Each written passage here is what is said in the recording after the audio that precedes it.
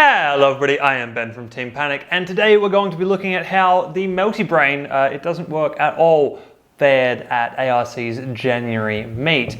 Now, before I jump into some fights, I did actually do a little bit of testing with this thing, just with its weapons on. So at the moment we don't have the weapons on for safety reasons and other reasons you'll find out later.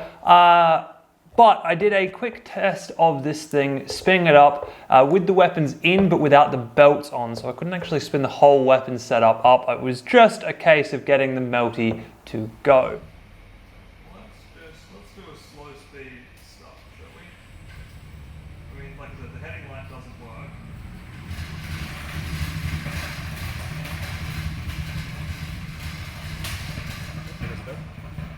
Hey?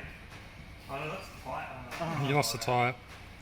So in that footage, you might have realized that I didn't have a heading light. That is because to get everything to mount up inside here and to get the heading light to stick out at the front where I wanted it, I needed to desolder it from the main board and solder onto a long cable so that I could kind of jiggle it into the right spot. Unfortunately, doing that, I believe I killed the pins on the board, the microcontroller running everything with too much heat, and therefore I didn't have a heading light. So the Melty could spin up, it just meant that I couldn't see where it thought it was going. I didn't really know if it was accurately gauging a heading or anything like that. But I was at the event, so I had to try and just work with what I had. Speaking of, we should look at the first fight. So the very first fight I was drawn against was Iron Tooth. Now Iron Tooth is a colossal horizontal spinner. It's probably the most powerful spinner in our league at this point in time. I very seriously considered asking if we could reshuffle the draw a little bit so that my second and third fights happened before Iron Tooth, but in the end I didn't. I decided that it was just going to be best to go with what was up on the screen and see what happened. Yeah, ready to go. Have you been looking yet, Johnny? And psych!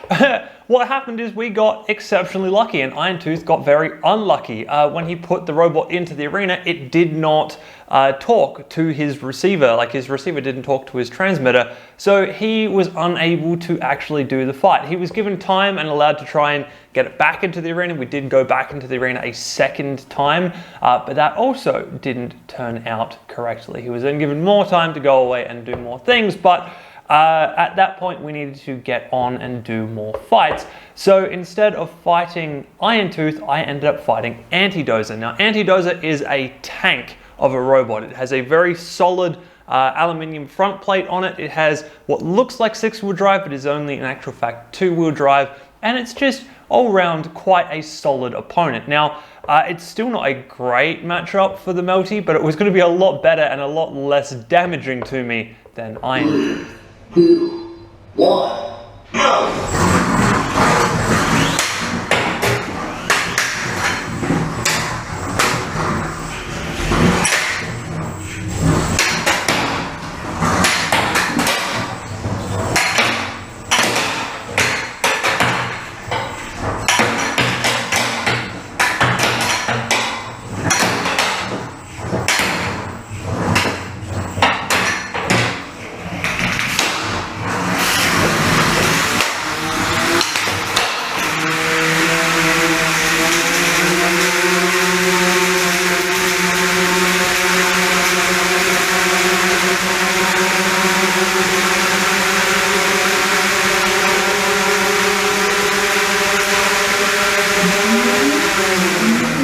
All power to him, he managed to keep me in that corner for a long time and tanked a whole bunch of damage off of the weapons. And obviously by keeping me in the corner and keeping me pinballing off the walls, I wasn't really able to get the Melty up to full speed all that well. And then of course we did manage to finally eventually break away, scoot off over into the other corner, get fully up to speed, and he charged at us, and we actually did a significant amount of damage. We bent his entire front plate open, and we left some decent sized gouges in that front plate as well. Now, the gouges, I believe, are all from pinging off the wall, so we're actually getting decent amount of damage just at the slow melting speeds, which I'm pleasantly surprised by. The weapons on here aren't huge, and obviously it wasn't adding too much speed to it when it was just kind of bouncing off the walls, but apparently it was enough to do some level of damage. So we won that fight because that big hit kind of jostled something in his electronics. Not only did it do that bend, but it also jostled all of his electronics around. And unfortunately for him, he turned off. But also, that means that we won our first fight with the dual spinner melty, which is insane. When I first saw the draw, I didn't think there was any chance that was going to happen. In fact, I didn't think there was any chance we were going to survive the first fight full stop. But as it turns out, we did. And everything worked out. But then things kept working out because the way the draw had been going, a lot of people had a lot of different damage. So the only fight that could actually go next after my fight with Anti Dozer was, it doesn't work, the Melty Brain up against Double Smasher, which is a two-hammer robot, one forwards and one back, driven by the youngest driver of the competition. So I was kind of counting my lucky stars because I got what I wanted. The second and third fights had gone before the first fight, and I was very, very happy about it. 3, 2, 1, go!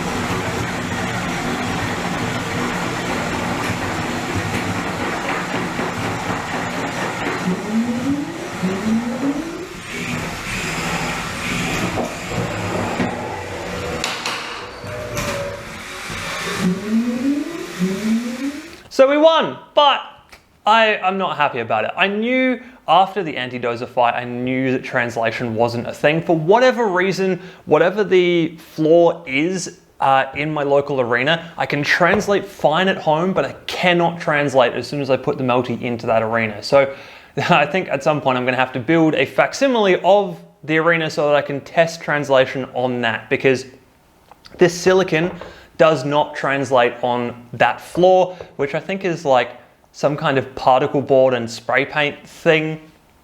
I don't know. Anyway, I can't translate. So going up against Nate, the youngest driver in the competition, who likes to dance around and not actually actively engage, wasn't great, because that meant that I had to be the one doing the engaging, and being unable to translate, I had to charge at him not translating.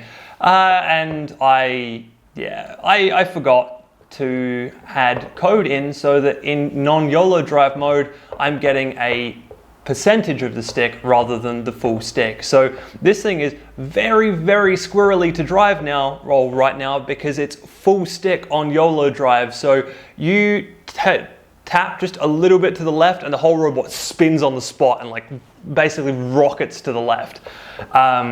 Yeah, so that was a whole thing. And yeah, the lack of translation is an issue, mostly because I know what BattleBots is looking for. Like the whole point of this was to try and get to BattleBots, and I know what BattleBots is looking for, and what they're not looking for is a melty brain that will go into the center of the arena, spin up, and just sit there and wait for their opponent to do all the damage. The melty brain that I want to build and I want to take has to be able to translate, it has to be able to hunt somebody down, it has to be an offensive, aggressive robot, and not like those last two fights where I've either spun in place and waited for them to come to me, or not being able to drive and actually be an aggressive, targeted robot.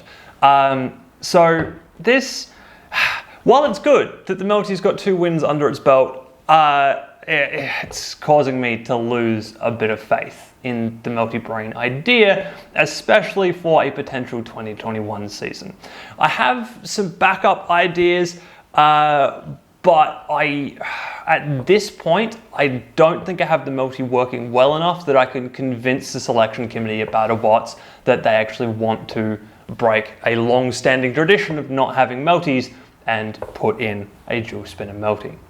So, like I said, I've got some stuff to think about, and I probably will put in a backup plan rather than the actual dual spinner melty this year, I think. Anyway, we're now going to look at the final fight, which should have been the first fight. It is the fight against Irontooth, the one that I was ridiculously scared for most of the day because I knew that this was going to be a problem. Basically, I had talked to him about it, and he was happy to let me spin up the melty, spin everything up as far as possible, because it also meant that he got more time to spin up his own weapon. And the more he spins up his weapon, the more damage he can do. So we're basically going to get to see a maximum damage output out of both robots on the first hit here. 3, 2, 1, go!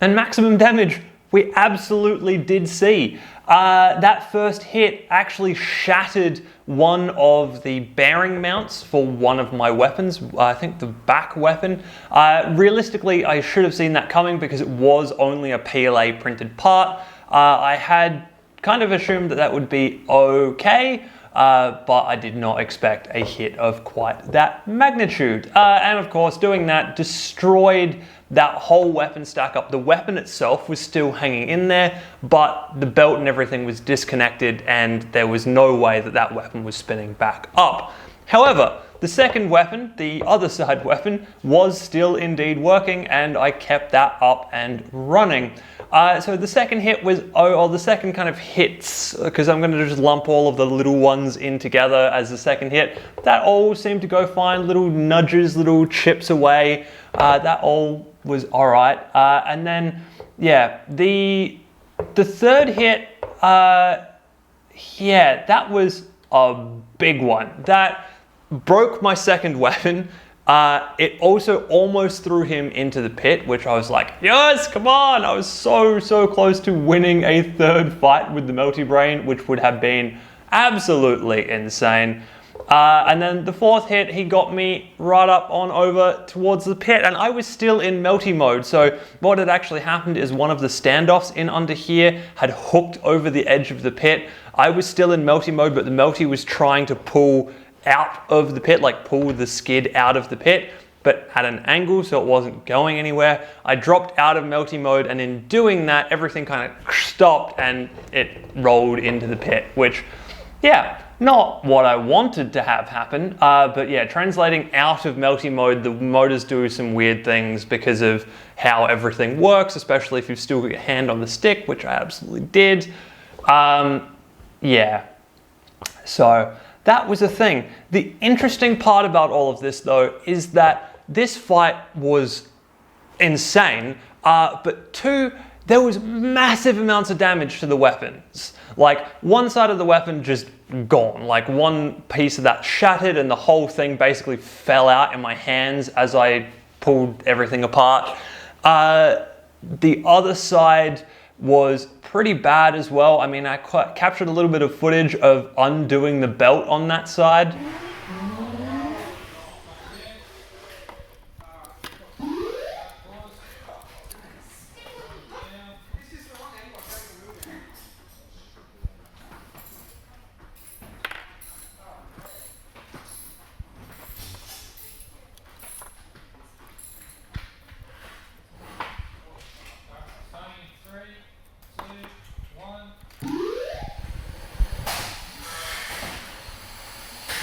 And as you can see, he somehow hit me hard enough that the belt got pinched into a crack in the bearing, which is insanity. Like, I don't understand how that happened. And there was so much wreckage being pulled out of there.